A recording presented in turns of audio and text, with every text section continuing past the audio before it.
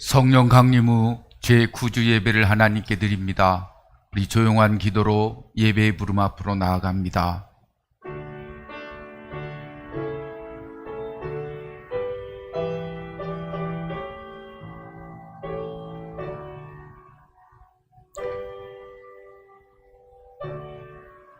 예수께서 대답하시되 이제는 너희가 믿느냐? 보라, 너희가 다 각각 제 곳으로 흩어지고 나를 혼자 둘 때가 오나니 벌써 왔도다. 그러나 내가 혼자 있는 것이 아니라 아버지께서 나와 함께 계시느니라. 이것을 너에게 이루는 것은 너희로 내 안에서 평안을 누리게 하려 함이라. 세상에서는 너희가 환난을 당하나 담대하라. 내가 세상을 이기었노라. 아멘. 우리 찬송가 369장 부르신 다음에 김명희 권사님 기도해 주시겠습니다.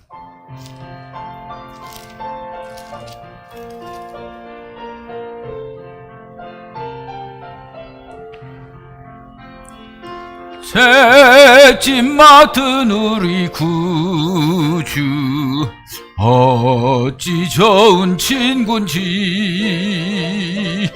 걱정 근심 무거운지 우리 주께 맡기세.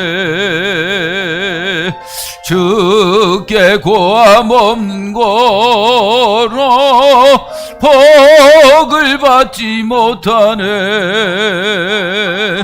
사람들이 어찌하여 아랠 줄을 모를까. 시험 걱정 모든 괴로움 없는 사람 누군가. 부질없이 낙심 말고 기도드려 아뢰세. 이런 진실하신 친구 찾아볼 수 있을까. 우리 약함하시오니 어찌 아니하랄까. 근심 걱정 무거운지 아니 진짜 누군가. 피난처는 우리 예수 주께 기도드리세. 세상 친구 멸시하고 너를 조롱하여도 예수 품에 안기어서 참된 위로 받겠네. 아멘.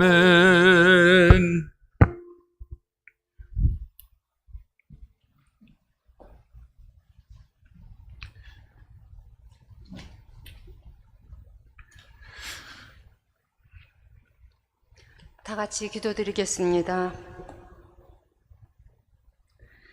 할렐루야. 찬양과 영광을 주께 드립니다. 아버지, 죽을 수밖에 없는 죄인들을 사랑하사 구원하고 자녀 삼아 주심 감사하며 이 시간 머리 숙여 하나님 아버지께 예배 드립니다. 아멘.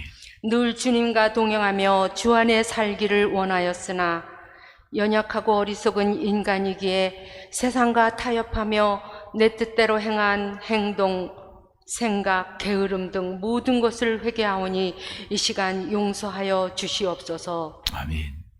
세상의 꿈이 아닌 하나님을 향한 꿈을 꾸게 하고 나 자신을 신뢰하지 않고 하나님에 대해서만 반응하는 신자 되길 원합니다. 하나님의 말씀에 기록된 많은 선지자들과 하나님의 사람들이 태초부터 위대한 자들이 아니라 그들의 탁월함과 겸손한 지혜가 하나님께서 친히 고난 중에 다듬으셨음을 믿습니다. 아멘. 진정 쓸모없는 버린 막대기와 같은 이 죄인들도 주께서 시련과 고통과 인내로 다듬으사 하나님의 일꾼되게 하심을 믿을 때 우리가 지금의 어려움과 고난을 오히려 넘치는 감사함으로 감사드립니다. 아버지, 코로나로 인하여 생활의 불편함과 어려운 경제력, 육체적, 정신적 고통 등 온 세상이 요동을 쳐도 이 또한 잘 인내하며 견디면 큰 성장과 축복이 임하리라 믿습니다. 아멘. 하나님, 의인은 없나니 하나도 없다 하셨습니다. 믿는 자나 불신자나 모두 우리는 죄인입니다. 그러나 하나님의 핏값으로 이곳에 구원의 방주 은혜의 교회를 세우셨습니다. 하나님만을 믿고 소망으로 일어서려는 연약한 교회입니다. 어리석게도 인간들이 사람을 바라보고 모이면 큰 시험중에 빠짐을 알았습니다. 하나님을 만나고자 하는 갈급한 심령으로 기도드리는 순수한 이 작은 교회의 성도들이 사탄의 조롱거리가 되지 않도록 깨어 기도하며 말씀 위에 굳게 서서 늘 기쁨과 성령과 소망이 충만한 은혜의 교회, 한 번 꼭 가고 싶은 은혜의 교회, 하나님의 말씀만을 따르며 순종하는 은혜의 교회 되게 하옵소서. 아멘. 세우신 유종훈 목사님, 늘 성령 충만함으로 전신갑주를 입히사 날쌘 검의 말씀과 또 인자하고 따뜻한 사랑으로 양무리를 먹이는 선한 목자 되게 하옵시며 건강과 지혜를 더하여 주시옵소서. 아멘. 이 땅의 국가와 민족, 교육, 건강, 경제, 가족사 등 수많은 기도의 제목들을 주님 응답하여 주옵시고 평강과 은혜의 또 한 주간을 지켜주시옵소서. 아멘. 예배의 시종을 주님께 의탁하며 예수님의 이름으로 기도드리옵나이다. 아멘. 아멘.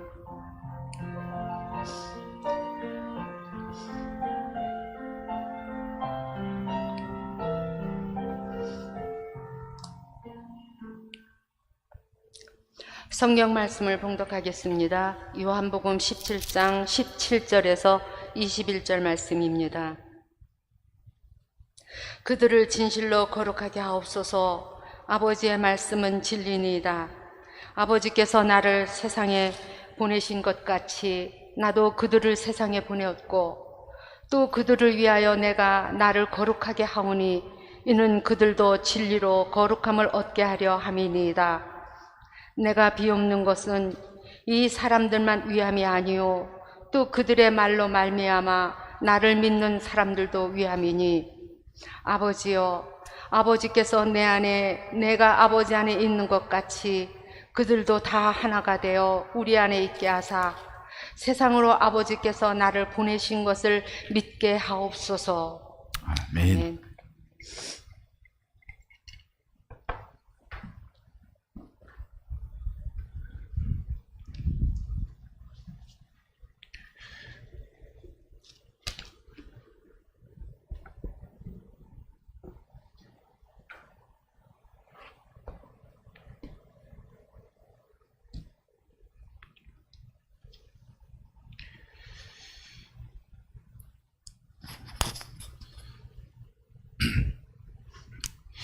신앙의 확신을 가진 대학생이 물리학 교수와 정면 대결을 벌인 실제 이야기가 하워드 핸드리스가 쓴 사람을 세우는 사람이라는 책에 나오는 내용이 기록되어져 있습니다. 수업 첫 시간에 교수가 말합니다. 여러분 중에 하나님과 초자연적인 괴상한 구식관념을 그런 학교에 가지고 온 사람도 있을 겁니다.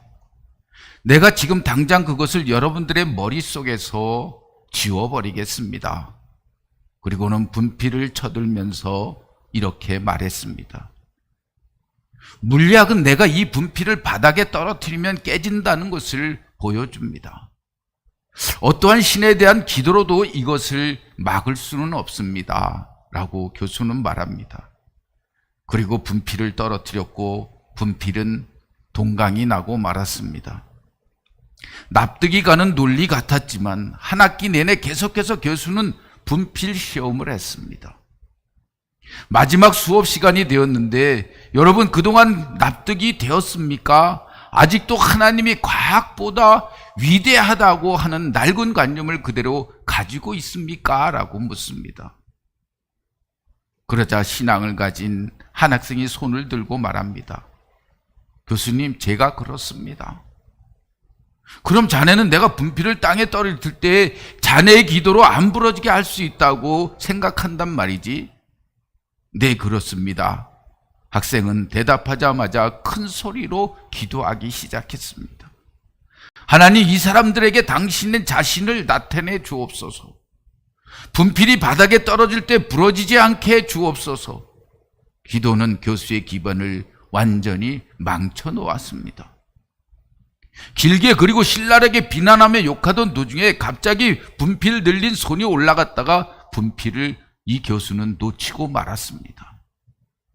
놓친 분필은 공중에서 한 바퀴 돌더니 교수의 양복 바지 접어놓은 그곳에 떨어지더니 신발 위로 떨어졌다가 또르르 바닥으로 떨어졌는데 하나도 부러지지 않았습니다. 강의실에서는 큰 박수 소리가 터져 나왔습니다. 물리학 교수는 어안이 벙벙했지만 학생들은 빙그레 웃으며 기도에 응답하신 하나님께 감사했다는 것입니다.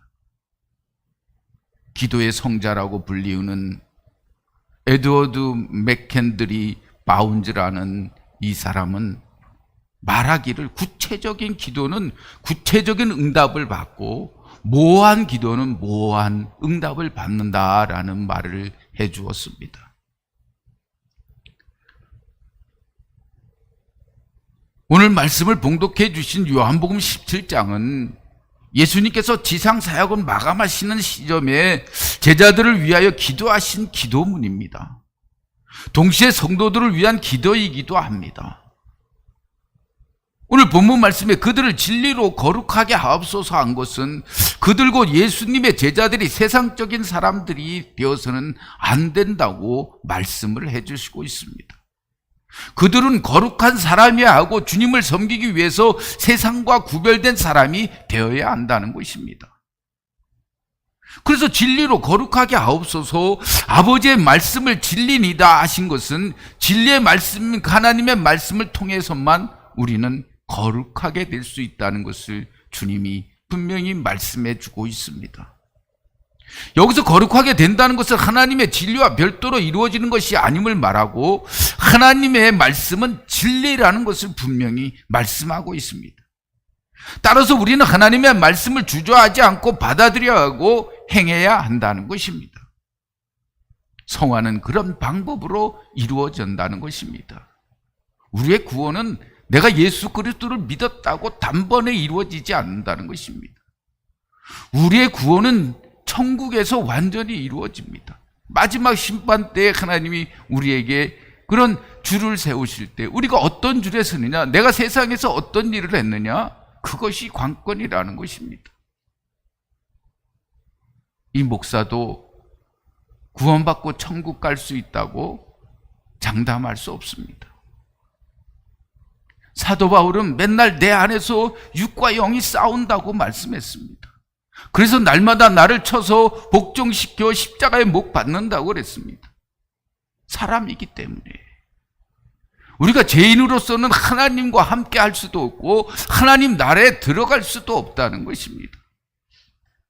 그래서 우리는 날마다 말씀으로 다스려져야 되고 또 그 믿음 안에서 그런 삶을 통해서 날마다 우리가 새 사람으로 변해가야 하고 성화되어져 가는 그런 시간들을, 과정들을 거쳐서 우리는 구원받고 천국에 들어갈 수 있다는 것입니다. 그래서 예수 그리스도와 밀접한 관계 속에 있는 진리는 요한복음에서 특히 큰 비중을 차지하는 주제입니다. 요한복음 1장 14절에서 말씀하시기를 말씀이 육신이 되어 우리 가운데 거하심에 우리가 그의 영광을 보니 아버지의 독생자의 영광이요 은혜와 진리가 충만하더라 라고 말씀합니다.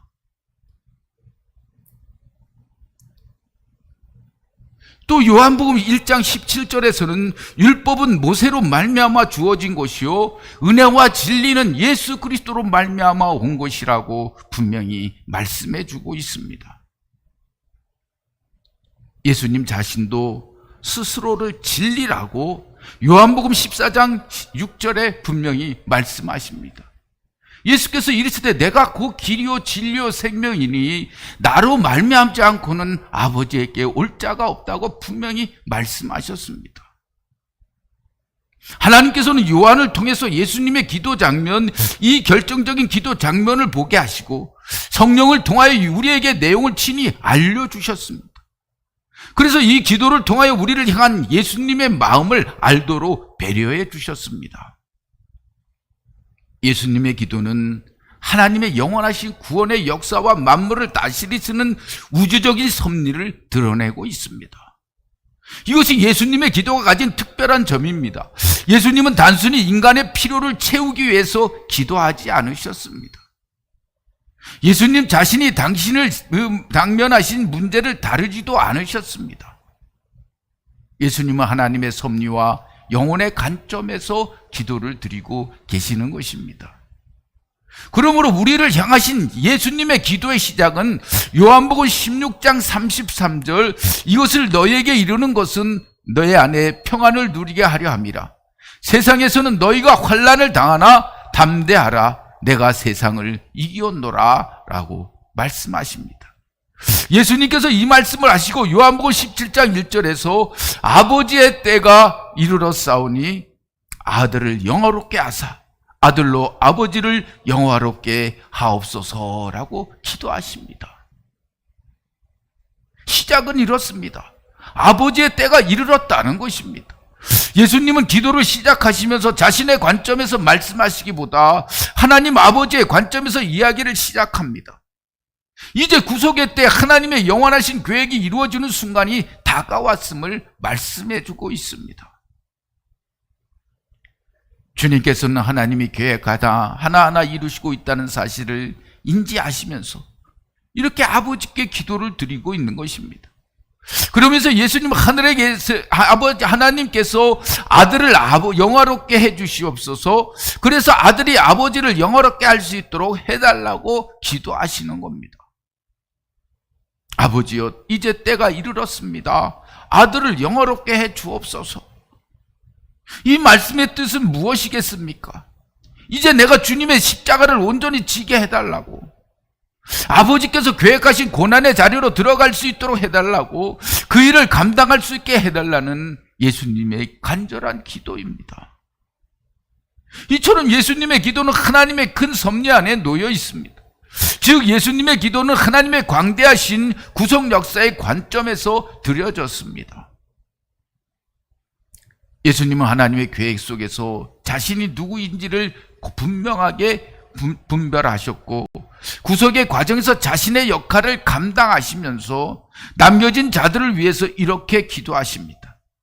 요한복음 17장 20절에 보면 내가 비옵는 것은 이 사람들만 위함이 아니요 또 그들의 말로 말미암아 나를 믿는 사람들도 위함이니 라고 말씀하십니다. 이 말씀의 의미는 무엇이겠습니까? 예수님께서는 단지 현재를 살고 있는 제자들만을 위해 기도하지 않으셨다는 뜻입니다. 예수님이 이미 먼 미래를 바라보고 함께 있는 12명의 제자들만을 위해서 기도하신 것이 아니라는 말씀입니다. 지금은 보이지 않지만 미래에 함께할 수많은 제자들을 위해서 기도하시는 겁니다. 오고 오는 세대 속에서 끊임없이 나타날 주님의 제자들을 주님께서는 이미 보셨고 그들을 위해서 기도하고 계시는 겁니다. 그러므로 예수님의 기도의 대상에 바로 우리가 속해 있다는 사실입니다. 얼마나 놀랍습니까? 우리 주님께서 이미 2000년 전에 우리 존재를 바라보시며 하나님 앞에 우리를 위해 기도를 드려주시는 겁니다. 많은 분들이 예수님의 기도를 참 좋아합니다. 기도에서 예수님의 품격과 마음이 느껴지기 때문입니다. 우리는 예수님이 하나님과 얼마나 친밀하게 대화를 나누셨는지 기도를 통해서 알게 됩니다. 예수님이 남겨진 제자들을 향하여 얼마나 애틋한 마음을 가지고 계셨던지를 또한 느끼게 됩니다. 더 나아가 제자들을 변호하시려는 하나님의 말씀이 잘 느껴지기도 합니다. 그 기도 속에 우리를 향한 기도가 포함되어 있기 때문임을 우리는 알 수가 있습니다. 예수님은 아버지와의 친밀한 관계 속에서 하나님의 영광을 위해 기도하셨습니다. 오늘 본문에 나타난 예수님의 기도는 크게 두 부분으로 나눌 수가 있습니다. 하나는 1절에서 5절 말씀으로 하나님께 부탁드리는 기도입니다. 내용은 이렇습니다. 하나님 아들을 영화롭게 하여 주십시오. 그리하여 아들이 아버지를 영화롭게 할 수 있게 해 주십시오. 이 기도는 짧게는 십자가를 지고자 하시는 예수님의 결단이 들어있고, 크게는 예수님의 전생애가 담겨져 있음을 볼 수가 있습니다.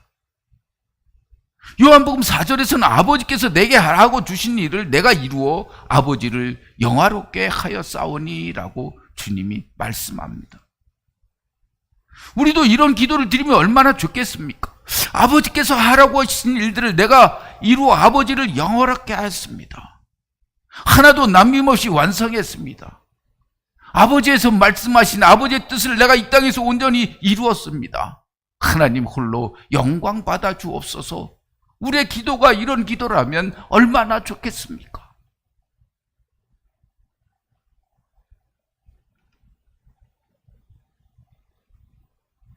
하나님께 감사한 기도요, 얼마나 멋진 기도입니까? 두 번째는 6절 이후의 내용입니다. 예수님은 자신보다 남겨진 제자들을 생각하시면서 기도하셨습니다. 그래서 예수님의 기도는 하나님께 드리는 탄원의 기도이면서 동시에 제자들에게는 예수님의 유언과도 같은 의미가 있습니다. 하나님은 요한을 통해 예수님이 기도하시는 장면을 보게 하시고 듣게 하심으로써 그 말씀이 기록되게 하셨습니다. 그 말씀을 통해 예수님의 마음이 우리에게 전달되게 하시기 위해 그렇게 하셨다는 것입니다. 제자들을 향한 예수님의 기도는 다음과 같습니다. 요한복음 17장 9절에 내가 그들을 위하여 비옵나니, 내가 비옵는 것은 세상을 위함이 아니요 내게 주신 자들을 위함이니이다. 그들은 아버지의 것이로소이다 라고 기도하십니다. 9절에 앞서 예수님은 제자들에게 하나님 아버지의 이름을 나타냈고 그들에게 하나님의 말씀을 주었다고 말씀하고, 그리고 9절에서 예수님은 한 가지 말씀을 분명하게 하셨는데 제자들을 향해 내게 주신 자들이라고 말씀하고 있습니다. 그들이 아버지의 것이라는 말씀을 또 하셨습니다. 그럼 제자들이란 누구입니까? 오고 오는 세대 속에서 예수를 믿고 따르는 그들은 도대체 또 누구입니까? 라는 질문에 대해 주님은 제자의 정체성을 분명하게 말씀하고 있습니다. 그들은 나의 것이라는 것입니다. 내 것이라는 것입니다. 하나님께서 내게 주신 자들이라고, 그들 또한 아버지의 것이라고, 우리 모두는 하나님의 소유라고 주님은 말하고 있는 것입니다. 이것이 바로 예수님이 생각하시는 그리스도인들의 정체성이라는 것입니다. 예수님이 제자들에게 하나님의 이름을 나타내셨고 그분의 말씀을 전해주셨던 이유는, 사랑하는 성도 여러분, 그럼 우리는 어떤 사람입니까? 우리는 하나님의 것이며 예수 그리스도의 것입니다. 하나님의 이름을 아는 자들이며 하나님께서 우리를 위하여 이 땅에 예수 그리스도를 보내주셨다는 사실을 믿는 존재들이라는 것입니다. 예수는 남겨진 제자들이 예수님께 영광을 돌리게 될 것이라고 이렇게 말씀합니다. 내가 그들로 말미암아 영광을 받았나이다 라고 요한복음 10장 10절 중반절에 주님은 말하고 있습니다.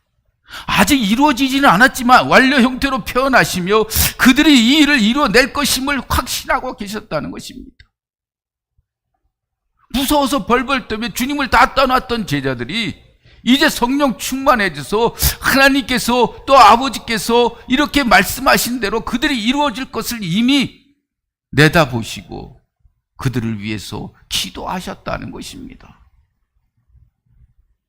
그리고 이어지는 기도가 바로 오늘 본문 말씀입니다. 이 말씀에 제자들을 위해 드리신 예수님의 세 가지 기도가 들어있습니다. 이 기도는 우리를 향하신 주님의 마음이기도 하다는 것입니다. 그래서 남겨진 제자들을 향해서 제일 먼저 이들이 하나 되게 해달라고 하나님께 기도합니다.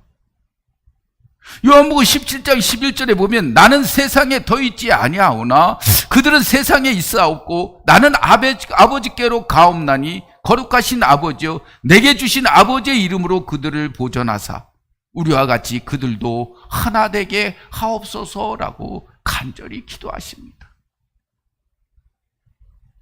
예수님은 떠날 때가 다가오고 있음을 예측하시면서 제자들이 하나가 되게 해달라고 간절히 기도하셨습니다. 그렇다면 제자들이 하나가 되어야 하는 이유가 무엇이겠습니까? 주님 왜 제자들로 하여금 하나 되게 해달라고 기도하셨을까? 이유가 요한복음 17장 21절 말씀에 기록되어져 있습니다. 아버지여 아버지께서 내 안에 내가 아버지 안에 있는 것 같이 그들도 다 하나가 되어 우리 안에 있게 하사 세상으로 아버지께서 나를 보내신 것을 믿게 하옵소서라고 간절히 기도하고 있습니다. 주님께서 제자들의 하나됨을 두고 기도하신 이유는 복음 전파라는 것입니다. 하나님께서 우리를 위해 보내신 참된 구원자가 예수님 자신이 하심으로 세상으로 하여금 믿게 하기 위하여 제자들이 하나가 되어야 한다고 말씀하셨습니다. 각자 흩어지는 것이 아니라 복음 안에서 하나가 되라는 것입니다. 어떻게 제자들이 하나됨을 복음을 전하는 통로가 될 수 있을지 예수님은 기도하십니다. 요한복음 17장 23절에 곧 내가 그들 안에 있고 아버지께서 내 안에 계시오 그들로 온전함을 이루어 하나가 되려 함은 아버지께서 나를 보내신 것과 또 나를 사랑하신 같이 그들도 사랑하신 것을 세상으로 알게 하려 하심이라 라고 말하고 있습니다. 이렇게 예수님께서 꿈꾸신 제자들의 하나됨이란 예수님 자신의 중심에 두고 이루어지는 연합이라는 것입니다. 하나님과 예수님이 하나였듯이 우리도 예수님 자신을 중심에 두고 이루어지는 연합을 말씀해 주고 있는 것입니다. 제자들이 예수님과 하나 될 때 그들은 하나님과도 하나가 되는 것입니다. 다시 말해 예수님과 제자들이 하나 되는 것은 성부 하나님과 성자 예수님의 교제 안에 제자들도 함께 참여한다는 말씀입니다. 비록 오늘 본문에는 성령이라는 단어가 나오지 않습니다. 그러나 예수님이 들으신 기도에는 성령님이 전제된 기도였습니다. 예수님이 하나님 아버지께로 간다 하시는 기도는 이 땅에 내려오시는 성령님을 전제로 하기 때문입니다. 예수님이 승천하실 때 몇 날이 못 되어 내가 보혜사 성령을 보내시겠다고 분명히 약속했기 때문입니다.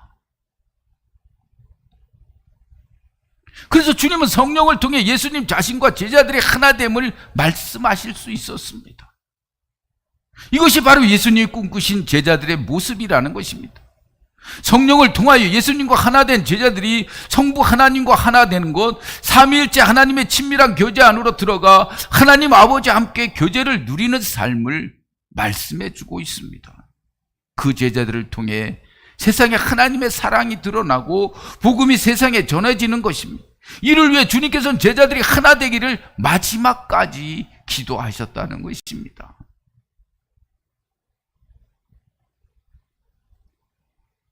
제자들 향한 예수님의 두 번째 기도는 요한복음 17장 13절에 기도하십니다.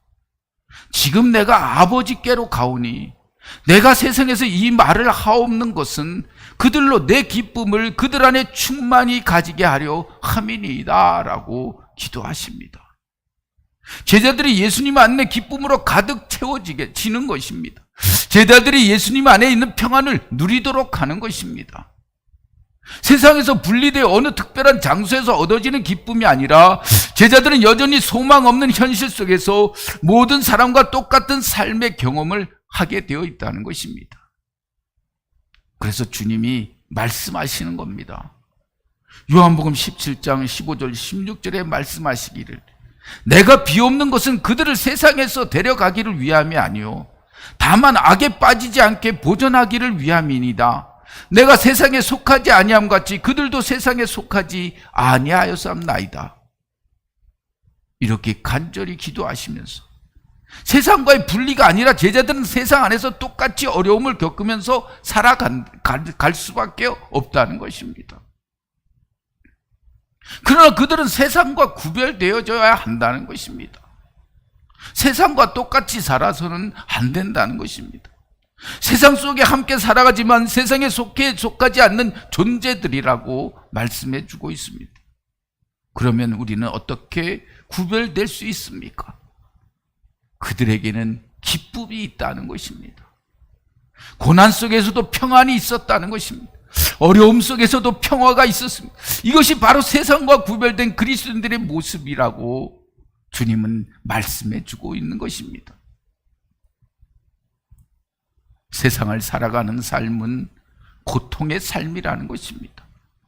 우리가 조롱당할 수도 있고 죽음을 맞이할 수도 있고, 그래서 초대교회 교인들은 순교를 경험할 수밖에 없었습니다.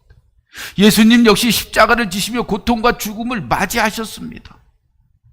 그러나 예수님은 십자가를 지시는 그 순간에도 평화를 누리셨다는 것입니다. 그러므로 우리 역시 고통과 조롱과 죽음이 이루어지는 과정 속에서도 기쁨을 누릴 수 있다는 것입니다. 이것이 주님께서 제자들을 향해 기도하신 두 번째 기도이고 세 번째 기도가 이어지고 있습니다. 오늘 요한복음 17장 17절에 그들을 진리로 거룩하게 하옵소서, 아버지의 말씀은 진리이다 라고 기도하시는 겁니다. 여기에서 거룩은 구별된다는 뜻을 가지고 있습니다. 그리스도인이 세상에서 구별되는 일은 첫 번째로 주님이 주시는 평안으로 가능하다는 것입니다. 두 번째는 말씀을 따라 진리 안에 사는 것으로 가능하다는 것입니다. 세상에 사는 제자들이 세상과는 구별되는 또 다른 방법인 것입니다. 8절에서 주님은 제자들에게 하나님의 말씀을 주셨고 그들이 그 말씀을 지켰다고 하십니다. 그리고는 제자들을 위해 다시 기도하시는데 하나님의 말씀이 진리이니 진리로 이들을 거룩하게 해달라고 기도하셨습니다. 하나님의 말씀을 기억하기 위해 필요한 것이 아니라 세상과 하나님의 백성을 구별하기 위해 필요하다는 기도였습니다. 그러므로 우리가 하나님의 말씀을 따라 살 때에 세상과 구별된 거룩한 자로 그래야만 살아갈 수가 있다는 것입니다. 우리의 거룩한 삶을 통해 하나님의 말씀이 되게 할 수 있다는 사실을 의미하기도 하는 것입니다. 사랑하는 성도 여러분, 이제 주님의 제자로서 어떤 삶을 살아야 하겠습니까? 오늘 주님은 주님의 기도를 통해서 세 가지를 분명하게 말씀하셨습니다. 성령님과 긴밀한 교제 안으로 들어가 성부, 성자, 성령님과 하나됨을 누리며 그 안에서 성도들이 서로 하나됨을 이루는 것, 이를 통해 세상의 사랑을 전하고 하나님을 드러내는 삶을 살라는 것입니다. 나아가 성부, 성자, 성령님과 긴밀한 교제 속에서 참된 기쁨과 평안을 누리며 진리이신 하나님의 말씀을 따라 세상과 구별되고 거룩한 삶을 살라고 말씀하시는 겁니다. 이것이 오늘 우리를 향해 주님이 요청하시는 신앙의 모습입니다. 오늘 우리는 주님의 기도를 살펴보았습니다. 예수님의 간절한 기도 속에는 우리를 향한 기도였습니다. 주님, 그들로 하나가 되게 해 주옵소서. 하나님 아버지와 저와 성령이 하나 되듯이 저들도 하나 되어 우리의 성품이 세상으로 흘러가게 해 주옵소서. 이것이 우리를 향한 주님의 간절한 기도였습니다. 어떠한 상황에 있든지 저들이 우리 안에 참된 평화와 기쁨으로 넘치게 하여 달라고, 그리하여 저들이 세상에 살지만 세상과는 구별된 삶을 살게 해달라고, 그리고 말씀을 붙잡으며 구별되게 살게 하옵소서라고 주님의 간절한 기도가 이 속에 있음을 우리는 알게 되는 것입니다. 우리는 진리라는 것이 단순히 하나님에 관한 예수님의 가르침만이 아니라 예수 그리스도 안에서 자신을 드러내시는 하나님의 살아 움직이는 현실 그 자체임을 우리는 알 수가 있다는 것입니다. 우리 눈에 보이지는 않지만 우리가 구체적으로 기도하면 구체적으로 응답하시고, 모호하게 기도하면 모호하게 응답하신다는 것입니다. 그래서 우리는 하나님과 주님과 연합하는 것입니다. 그래서 하나가 되는 것입니다. 진리 안에서 하나가 되는 것입니다. 그래서 성경이 말하는 진리는 철학적 개념이 아니라 생명과 삶의 언어입니다. 그래서 요한복음 17장 3절에 뭐라고 말씀합니까? 영생은 곧 유일하신 참 하나님과 그가 보내신 자 예수 그리스도를 아는 것이라 라고 분명히 말씀해 주고 있습니다. 참 진리는 우리를 예수님의 제자가 되게 하고 우리를 자유롭게 하는 진리라는 것입니다. 그래서 요한복음 8장 31절 31절에 보면 그러므로 예수님께서 자기를 믿는 유대인들에게 이르시되 너희가 내 말에 거하면 참으로 내 제자가 되고 진리를 알지니 진리가 너희를 자유롭게 하리라고 분명히 말씀하십니다. 참 진리는 우리를 죄로부터 자유롭게 하고 하나님과 사귐이 있게 하는 진리라는 것입니다. 진리를 우리로 하여금 참된 예배를 드리게 한다는 것입니다. 거룩한 산 제사로 드리게 한다는 것입니다. 이것은 또한 진리가 신자의 삶과의 구체적인 관계 속에서 말해지고 있는 것임을 의미하고 있습니다. 그래서 사도 바울은 고린도전서 5장 8절에서 이러므로 우리가 명절을 지키되 묵은 누구도 말고 악하고 악에 찬 누구도 말고 누르기 없이 오직 순전함과 진실함의 떡으로 하자고 말씀하고 있습니다. 선지자들이 거룩해지는 것은 진리로 말미암는 것이라고 분명히 말씀합니다. 신자들이란 꼭 진리에 속한 사람들입니다. 그래서 참 진리는 성경과 밀접한 관계 속에서도 이해되어야 하는데 왜냐하면 성령께서는 예수 그리스도의 사역을 계속하시기 때문이라는 것입니다. 성령은 진리의 영이시고 우리에게 그리스도를 증언하는 분이시며 우리를 모든 진리 가운데서 인도하시는 분이 성령님이라는 것을 분명히 말씀해 주고 있습니다. 성도들에게서 믿음을 일으키시며 진리를 깨닫게 하시고 진리로 그들을 변화시키며 진리로 새 사람을 창조하는 이가 바로 성령이시기 때문이라고 분명히 말씀하고 있습니다. 그래서 요한 1서 5장 6절에서는 아예 성령이 곧 진리라고 말씀하고 있는 것입니다. 그러므로 인간의 생각이나 세상의 방법을 따르지 말고 성령과 함께하며 그의 인도하심을 받고자 더욱 힘써 세속적인 사고나 판단을 쫓지 말라는 것입니다. 철저히 하나님의 말씀을 쫓아 사는 삶이 되기를 주님은 원하셨습니다. 어떤 사람의 추종자가 되려 하지도 말고 오직 예수 그리스도의 제자들이 되어야 할 것을 말씀해 주고 있습니다. 어떤 일보다도 하나님을 위하여 성별되기를 원하셨습니다. 성령과 말씀을 통해서만 진리는 발견될 수 있다는 것입니다. 예수 그리스도 하나님을 아는 것이 곧 진리이고 영생이라고 분명히 주님은 말씀해 주고 있습니다. 이 진리 안에서 우리는 거룩하여질 수 있다는 것입니다.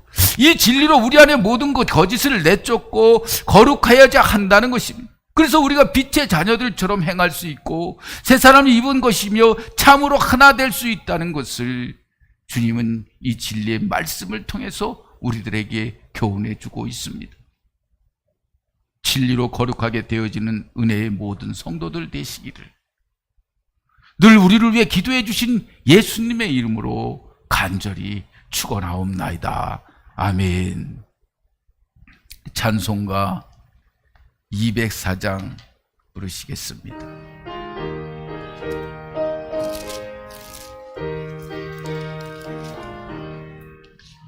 주의 말씀 듣고서 준행하는 자는 반석 위에 터닫고 집을 지음 같아 비가 오고 물나며 바람 부딪혀도 반석 위에 세운 지 무너지지 않네.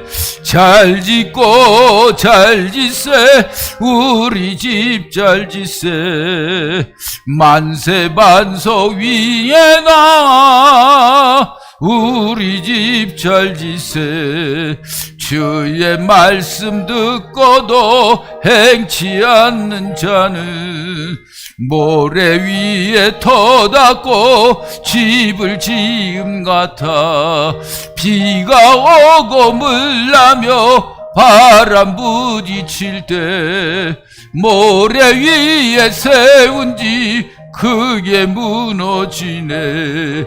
잘 짓고 잘 짓세 우리 집 잘 짓세.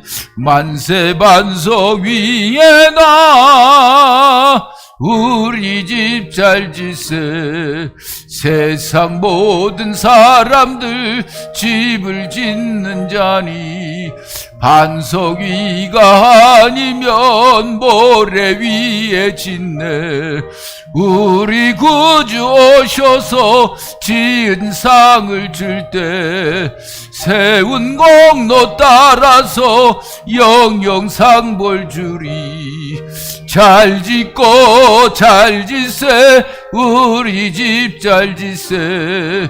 만세 반석 위에 나 우리 집 잘 짓세.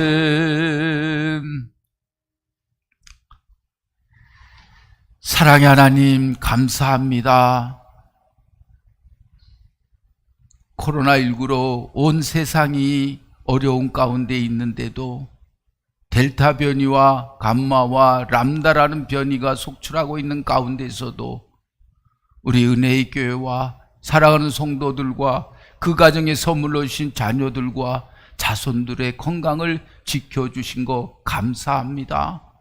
한 명도 코로나 확진자가 생기지 않게 하시고 더욱더 영육 간의 강건함으로 늘 성령이 내주하여 다스려 주시고 인도하여 주신 거 감사합니다. 이 모든 것이 하나님의 은혜인데 그 은혜에 감사하여 우리의 적은 믿음이지만 우리의 고백을 하나님께 드립니다. 주님 피 묻은 손으로 받아주시고 우리가 드려진 이 예물이 하나님 뜻 가운데서 아름답게 쓰여지게 도와주시옵시며 우리가 믿음으로 드려진 이 예물이 향기로운 아벨의 제물이 되어질 수 있도록 축복하여 주옵소서. 모든 것 감사하며 예수님의 이름으로 기도드렸사옵나이다. 아멘.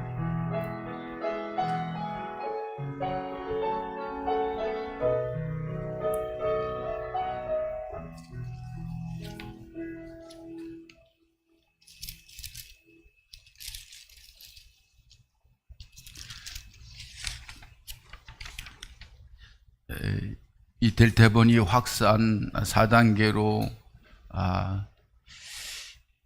2주간이 더 연장되었습니다. 그래서 8월 8일까지 또 2주가 연장됐는데 또 어떻게 될지 모릅니다. 그러니까 우리가 더 잘 지키고 또 잘 조심하고 그래서 더 건강을 지키실 수 있는 저와 여러분들이 다 되시기를 주님의 이름으로 축복합니다.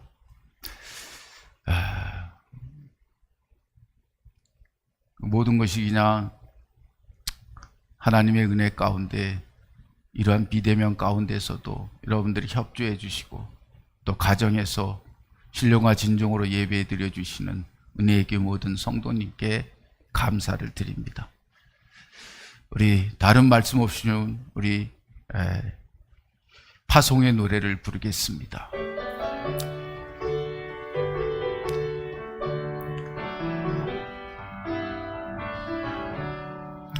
예수를 나의 구주 삼고 성령과 피로써 거듭나니 이 세상에서 내 영혼이 하늘의 영광 누리도다.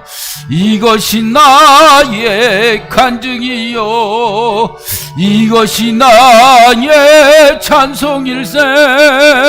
나 사는 동안 끊임없이 구주를 찬송하리로다. 온전히 주께 맡긴 내여 사랑의 음성을 듣는 중에 천사들 왕래하는 것과 하늘의 영광 보리로다. 이것이 나의 간증이요 이것이 나의 찬송일세. 나 사는 동안 끊임없이 구주를 찬송하리로다. 주 안에 기쁨 누림으로 마음의 풍랑이 잔잔하니 세상과 나는 간 곳 없고 구속한 주만 보이도다. 이것이 나의 간증이요 이것이 나의 찬송일세. 나 사는 동안 끊임없이 구주를 찬송하리로다. 아멘.